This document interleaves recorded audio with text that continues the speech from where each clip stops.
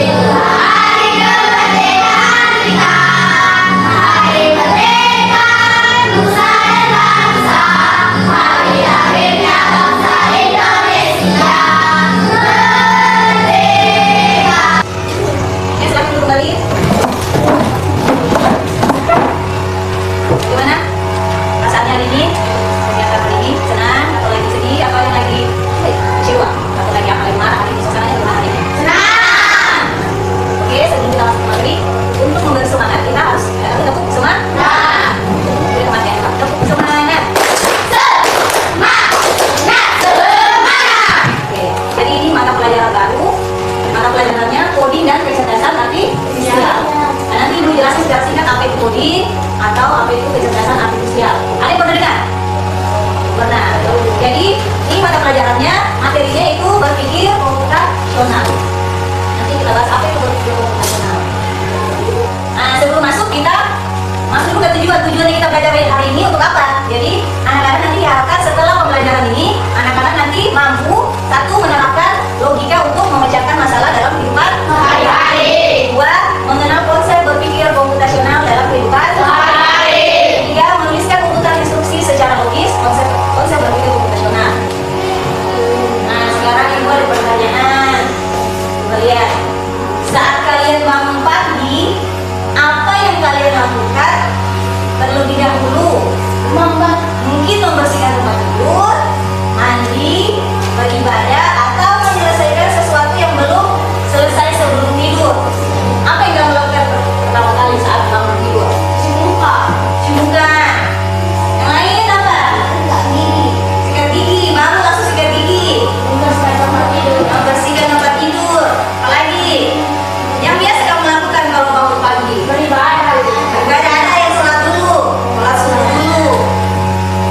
Kalau menghadapi masalah mengenai kamu lah sebagai siswa, masalah apa biasanya itu yang kalau kamu bilang masalah? Yang menurut masalah itu berarti sesuatu yang sulit atau susah kamu kerjakan. Apa? Ngerjakan PR mungkin, bangun pagi mungkin. Oh, susah bangun pagi. Ya salah ya. Jadi mari kita nonton cara pemecahan masalah dalam kehidupan sehari-hari. Jadi itu tampilkan sebuah video tentang ada masalah di video ini. Jadi kamu nanti simak baik-baik, nanti Bu ada pertanyaan.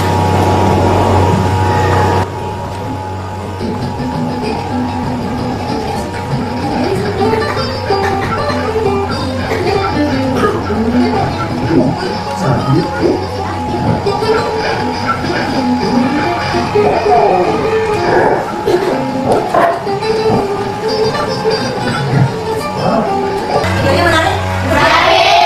Apa kalau ketawa memang tadi videonya lucu, tapi di situ ada masalah atau tidak? Tidak ada? Ada. Iya, jelas ada masalah tadi. Jadi tadi itu jadi itu masalahnya rusak dan beruang. Jadi bagaimana tadi masalah rusak dan beruang bisa diselesaikan tanpa menimbulkan masalah yang pertama tadi? Apa yang terjadi tadi? Rusak dan beruang lagi kenapa tadi itu? Tabrakan, apa lagi? Kapan? Terus masalahnya mereka lagi bertengkar karena tidak bisa lewat. Ya. Jadi bisa lewat. Setelah lewat kelinci sama musang bagaimana? Mereka menyelesaikan masalahnya dengan logika atau tidak? Logika. Mereka tadi bertemu tidak mata, saling bertatapan dulu, baru berpikir, oh bagaimana caranya supaya bisa lewat. Jadi mereka tahu kalau kelinci itu bisa melompat. Jadi musang mendudukkan kepalanya ke badannya supaya kelinci bisa lewat. Nah, begitulah kalau menyelesaikan masalah yang kita di sini.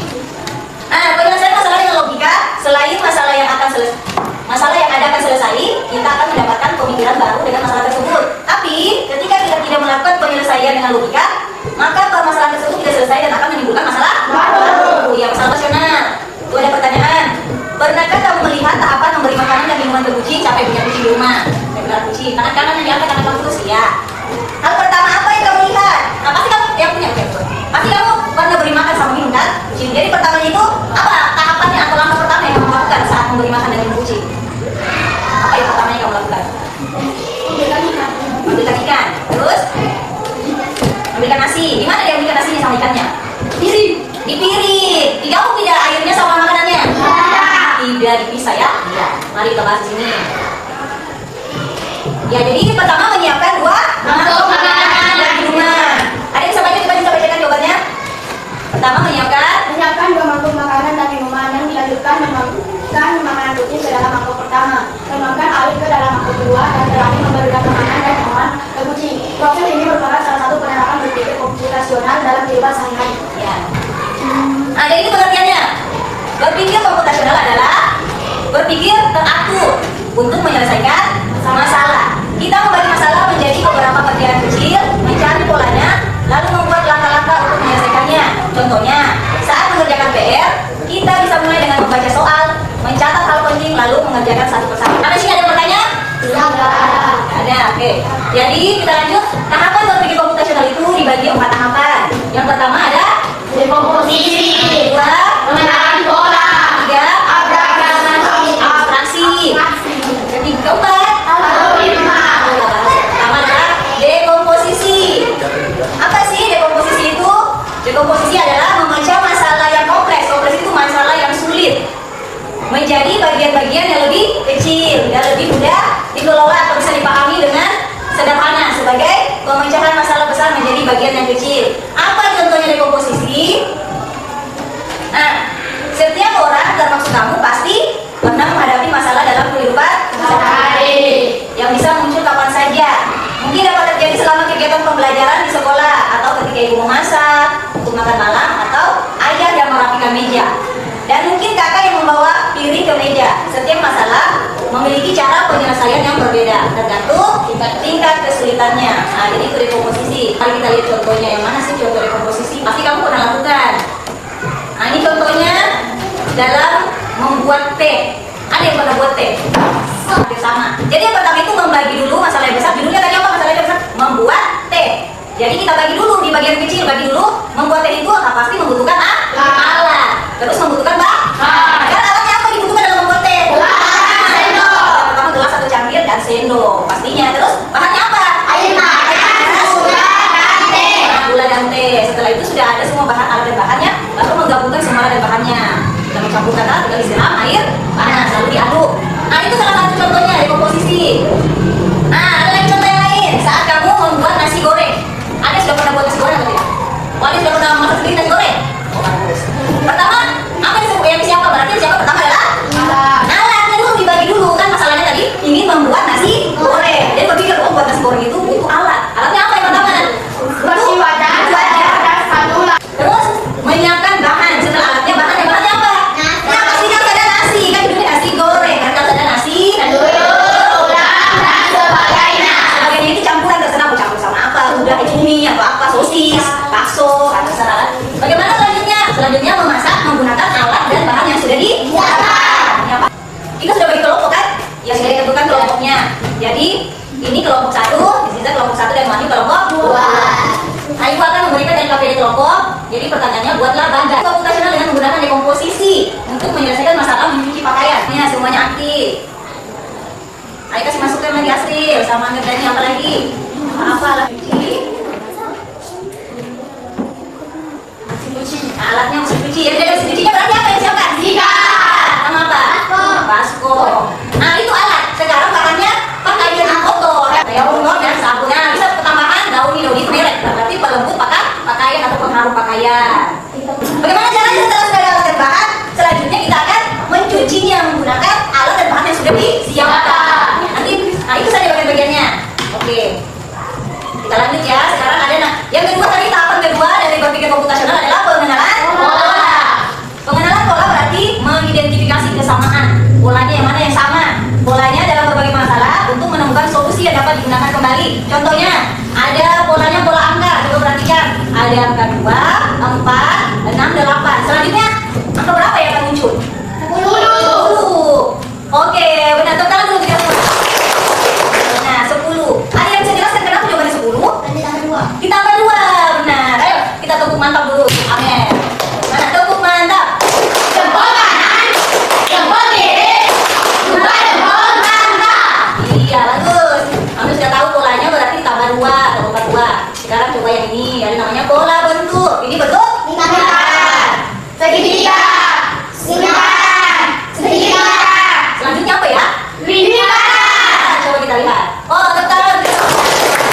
Benar, sudah tahu. Nah, sekarang ada sebuah games tentang pengenalan pola. Kamu nanti cari polanya. Ini gamesnya sendiri-sendiri ya, begini dengan aku kamu sedikit. Jadi begitu dari asli dulu kita mulai berurut begini ya, kan? Sudah siap bermain game? Siap. Oke, let's play. Ayo. Oke. Oke, jangan bagus ya.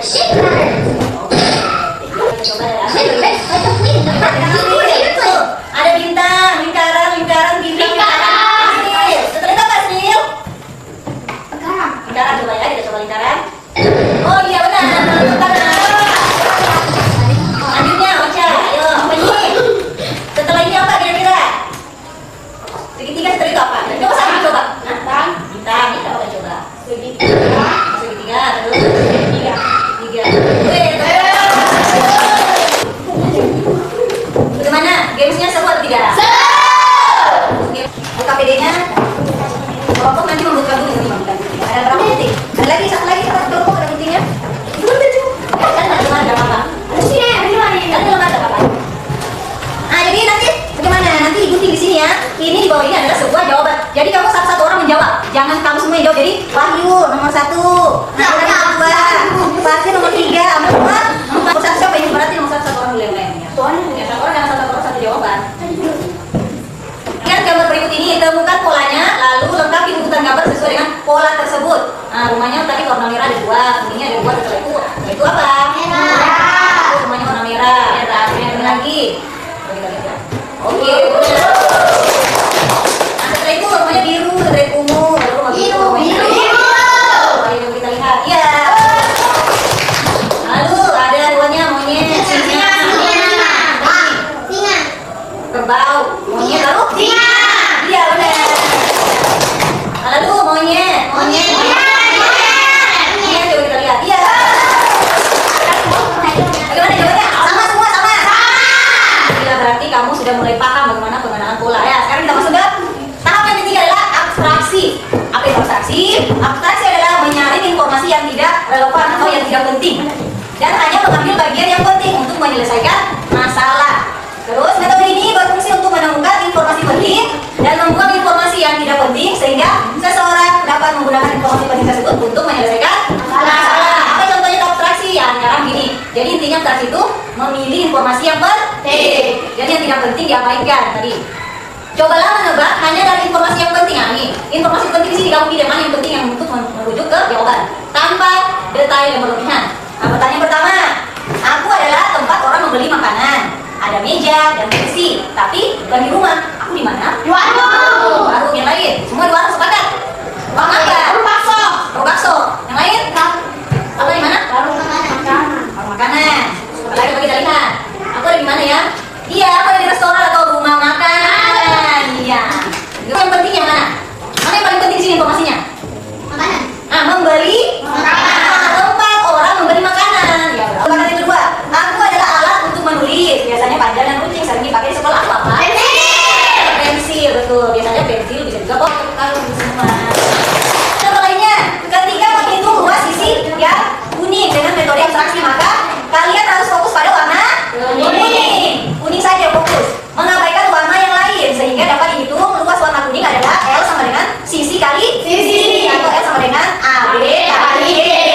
Nah, tahap yang terakhir dan keempat adalah algoritma.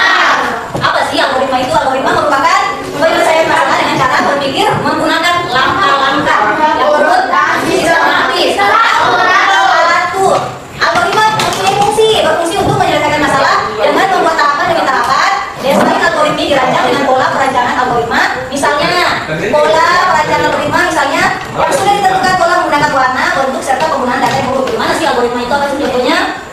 Nah, contohnya ini. Contoh dalam kehidupan sehari-hari. Jika kamu akan ke sekolah, maka akan dimulai dari apa? Mandi. Itu urutannya pertama kan? Bapak tadi ada juga tadi pertama urutannya bisa merapikan mandi dulu, lalu mandi, lalu menyiapkan dan memakai seragam sekolah, lalu sarapan, lalu menyiapkan kendaraan. Nah, ini contoh lainnya. Siapa yang pernah membuat mie instan? Saya. Oh, hampir semua sudah pernah bikin. Oke, berarti sudah tahu ya. Ini contohnya kan pertama mulai dulu. Panaskan air. Siapkan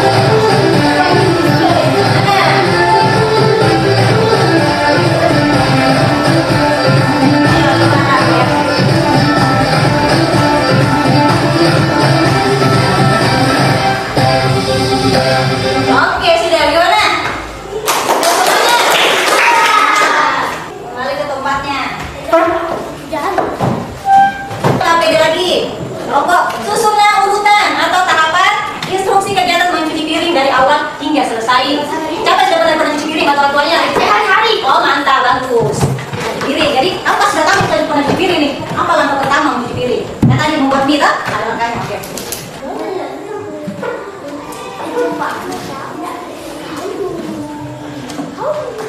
Nah, dimulai dari kelompok siapa yang mau jadi duluan? Siapa? Siapa yang mau? Kelompok dua, kelompok saya.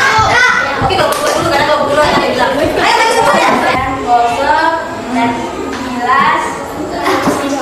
Oke, karena mereka sudah berani tampil, kita berikan dulu tepuk mantap. Tapi duduk dulu sebentar, duduk dulu. Ya kemarin terima kasih ya.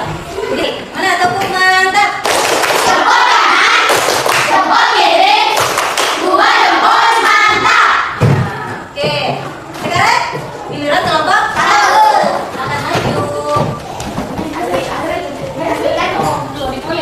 Selanjutnya kami dari kelompok 1 ingin mempresentasikan LKPD mencuci piring. Oke, silakan. Langkahnya 1. Mengumpulkan piring kotor, mengambil air, mencairkan sabun, mengambil spons, mulai mencuci piring, lalu dibilas. Lalu disusun ke tempat piring dengan rapi. Oke, baik. Kita sekarang dulu. Yang bagus jawabannya. Mari kita tepuk mantap dulu untuk kelompok satu. Ayo, tepuk mantap. Jempol kanan, jempol kiri, dua jempol mantap. Nah, mari kita lihat jawabannya. Apakah ada yang sama? Jawabannya KPD yang tadi udah sampai selesai kegiatan mencuci piring dari awal hingga selesai pertama. Siapa semua piring kotor? Lalu. Bilas di tangan kanan dan kiri di tempat sampah. Isi bak cuci dengan air dan campurkan sabun cuci piring. Ambil spons dan basahi dengan air sabun. Mantap, baik. Bongkar setiap piring, gelas dan sendok satu persatu hingga bersih. Bilas semua peralatan makan dengan air bersih hingga tidak ada busa sabun. Tiriskan piring di dalam kering. Simpan piring yang sudah kering ke tempatnya. Oke, tadi melihat yang KPD yang kamu kerjakan kelompok tadi kebanyakan sudah sesuai yang seperti Ibu Malta, walaupun tidak sama semua, tapi sudah langkah-langkahnya itu sudah teratur. Nah, jadi kenapa kita harus berpikir komputasional? Ada fungsinya berpikir komputasional. 1, membantu menyelesaikan masalah dengan lebih baik. 2, membantu membuat keputusan yang lebih baik. 3, mengajarkan cara berpikir kreatif, terstruktur. Terus 4, membantu menghemat waktu dan lebih efisien. 5, membantu beradaptasi dengan teknologi. Oke. Sampai sini ada yang mau bertanya? Siap, tidak ada. Paham semua ya. Sekarang kita refleksi dulu. Apa yang kira-kira yang kita pelajari hari ini? Ada yang bisa bertanya? Apa yang kita pelajari hari ini? Cara mencuci piring, apa lagi? Berpikir. Hah? Berpikir? Iya, bagus. Berpikir komputasional. Ada lagi? Apa lagi tadi yang kita pelajari? Setelah itu, yang tadi itu tahapan membuat teh. Apa tadi tahapan membuat teh itu apa namanya? Dekomposisi. Apa lagi? Setelah itu tahapan yang main game tadi apa? Ada bicara, ada tiga, apa namanya? Abstraksi apa tadi? Mengambil informasi yang penting saja dan mengabaikan hal yang tidak penting. Terakhir apa ini tadi yang program kerjakan? Algoritma adalah apa? Algoritma tadi menyusun tahapan demi tahapan langkah-langkah menjadi lebih teratur. Oke. Apa ya? Dari pelajaran tadi kita pelajari apa hal yang paling menyenangkan? Bagaimana yang menyenangkan? Mari kita rangkum. Jadi pertama itu berpikir komputasional adalah bukan cara berpikir seperti komputer, tetapi proses pemikiran manusia yang menguraikan pertanyaan atau masalah untuk dibagi menjadi beberapa bagian sehingga dapat menemukan pola dan menyusun langkah penyelesaian. Prinsip tahapan dan komposisi tadi apa pertama? Dari komposisi. Pengenalan pola, abstraksi, dan berpikir algoritma. Oke, berpikir algoritma. Kenapa sih kita pelajari tadi berpikir komputasional? Itu ada gunanya nanti untuk nanti bisa diharapkan nanti bisa membantu kalian lebih siap dan bertahan dan bersaing di masa mendatang. Dan kamu nanti kalau ada masalah itu dipikirkan dulu kan? Tadi berpikirnya dengan cara komputasional. Ya atau logika. Jadi rumah ya. Ada PR-nya apa? Nanti kamu cari satu contoh lain berpikir komputasional tentang menyiapkan keperluan sebelum berangkat. Ini PR soal listening. Terima kasih sudah mendengarkan dari tadi. Pembahasan materi sudah berakhir. Baiklah. Karena pelajaran hari ini, kegiatan hari ini telah berakhir, telah selesai. Ya, boleh disiapkan dulu sebelum istirahat.